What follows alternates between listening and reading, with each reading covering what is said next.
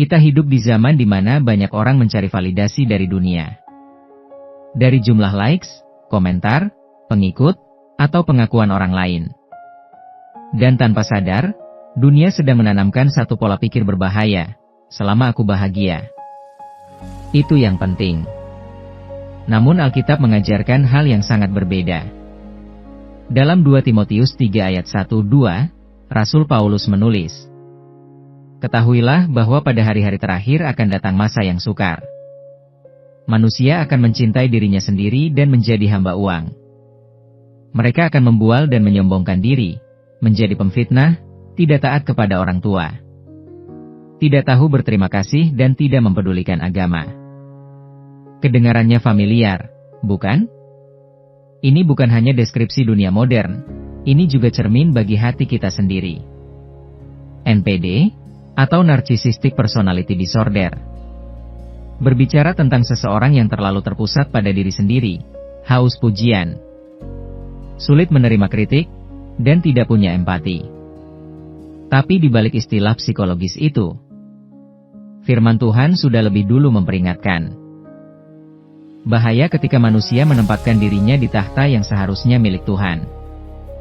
Narsisisme rohani terjadi ketika kita mulai berkata, "Pelayanan ini karena aku. Gereja ini berkembang karena aku. Aku hebat karena doaku dijawab Tuhan."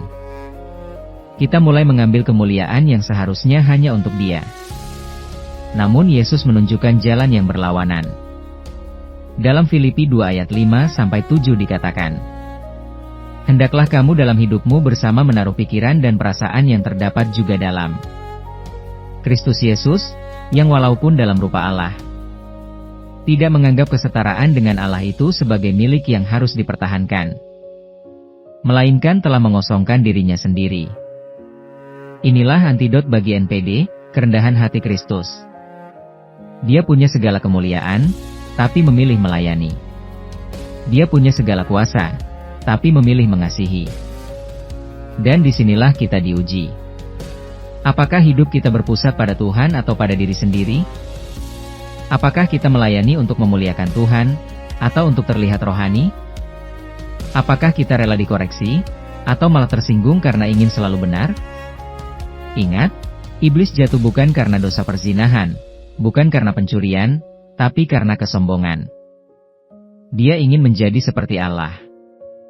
Dan sampai hari ini, dosa yang sama masih menjebak manusia. Hanya dalam kemasan yang lebih halus, aku ingin jadi pusat perhatian.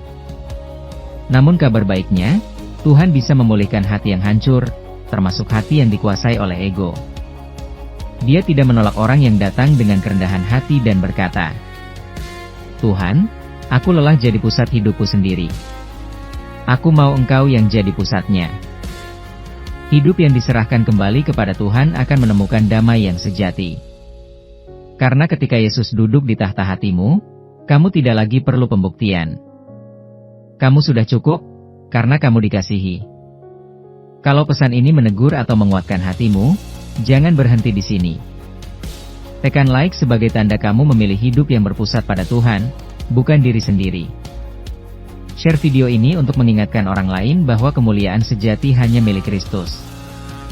Dan jangan lupa subscribe ke channel Iman Tanpa Batas, tempat di mana iman bertumbuh, kasih dipulihkan, dan kebenaran terus dihidupi setiap hari. Tulis di kolom komentar, "Tuhan, tolong aku hidup rendah hati dan berpusat padamu." Mari penuhi kolom komentar dengan doa dan pengakuan iman yang mengalahkan kesombongan. Karena di hadapan Tuhan, hanya hati yang merendah yang akan ditinggikan.